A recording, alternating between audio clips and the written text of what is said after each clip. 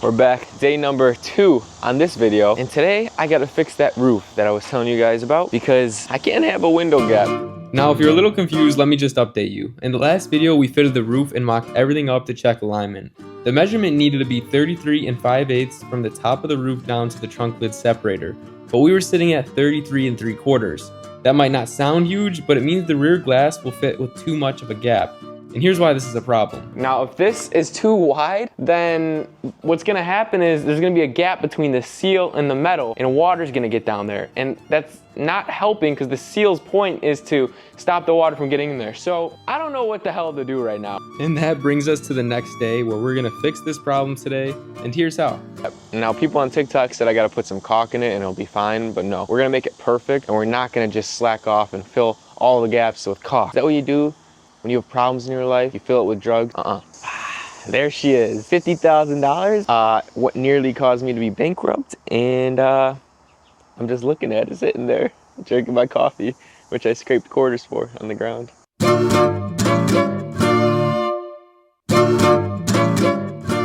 can't afford this. Okay. I have to take this roof off that I put on yesterday, and this is why it's a good thing to test fit. Because if I didn't put that roof on and I welded everything together, I would have had too big of a gap. Without further ado, I'm gonna wear these big thick gloves and take this roof off. I'm able to take this roof off though because I didn't weld it in, and this is why it's always a great idea to test fit, because if something's not fitting right and you need to make it fit better, you could just simply undo the self-tapper screws or the clamps that I use, and then you could just take it off and start over. Oh, there's the separated hernia disc. Okay.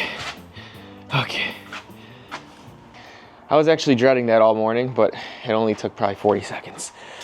Okay, I was talking about 1/8 of an inch, how I have to move this back 1/8 of an inch. This is where the end of that roof sits on right here. So if I move it back, naturally the roof will position more back. I have some wiggle room right here, so you see how there's a gap? I think I could put this back touching about 1/8 of an inch, which is literally touching.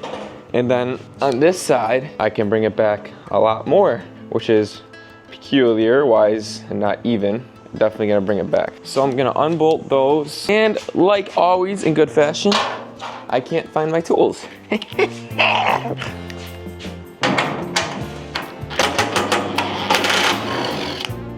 My idea here was simple. If I could get this piece to move back ever so slightly, it'd be enough to correct the 1/8 inch gap and make the rear window fit nice and tight. But pretty quickly I realized these don't really move at all because they're kind of scooped into the metal, which locks them in place and doesn't give them much room to go up or down. Still, all I needed was 1/8 of an inch, so I figured why not try it anyway? So I'm taking my best shot. All right, so this one I got moved back pretty good. Now I'm gonna re-bolt it in just by literally putting a self-tapper into it.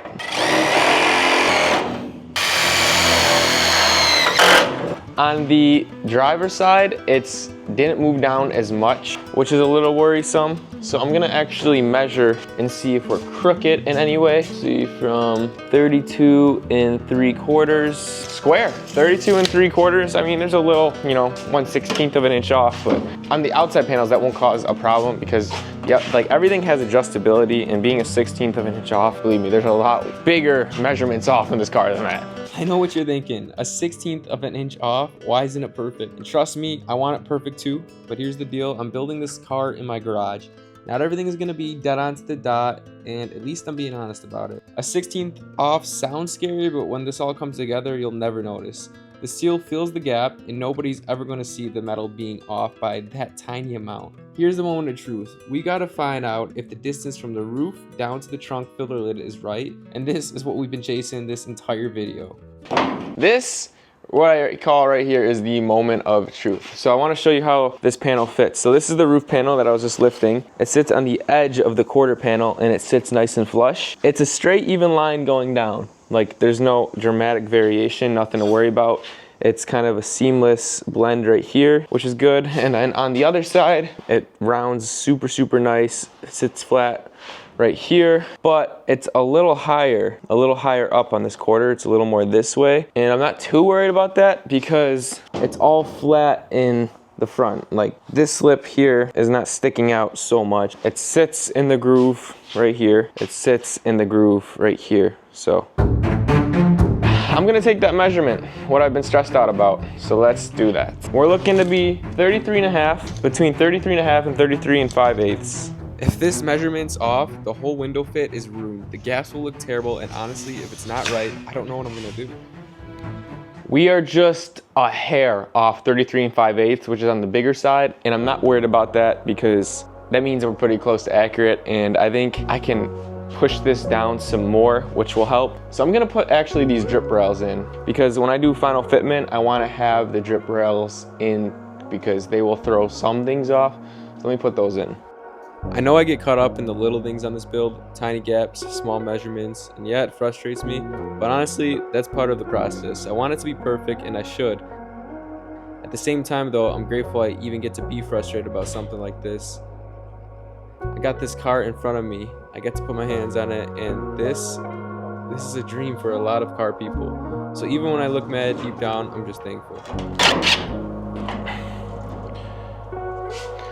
So fitment wise, I'm not too satisfied right now, just how the roof is going on. And that's because I just don't like how big this gap is right here.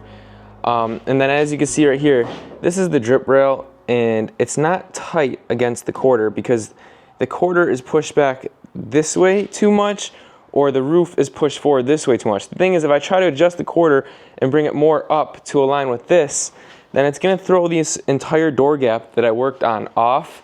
It's just little things like that, like not everything fits perfectly, but I'm gonna continue building the rest of the car. And just like that, we're moving on to the next piece, which is the rear tail panel. Now the rear tail panel houses the tail lights, and we gotta weld that in too. All right, luckily everything is playing nice with this tail panel right here. I'm kind of happy with the fitment. It's not perfect, but it's all flush up here, and then right here there's a little gap, but you can actually close this just by cutting it. Not worried about that. Thankfully, once we moved on to the rear tail panel, things finally started lining up the way they should. Honestly, I needed that little win after the headache we just went through, but of course it didn't come without its pain because right in the middle of it I managed to break my DeWalt battery. I cracked the DeWalt battery. Another expense I don't have money for. Next pieces are these trunk corners. Now the trunk corners are literally what they're called. They go right here and they connect the quarter panel to the tail panel. You gotta remember how they go. I think it's something like this. Next up are the trunk corners. These might look like small pieces and cheap pieces, but they're actually really important. They're what the deck lid sits on, and they tie the quarter panels into the rear tail panel nice and flush. So even though they don't seem like much, getting these right is what makes the trunk line up the way it should. So I started tackling them. Okay, so there is the corner put in. So I have these corners here, and they sit just like this.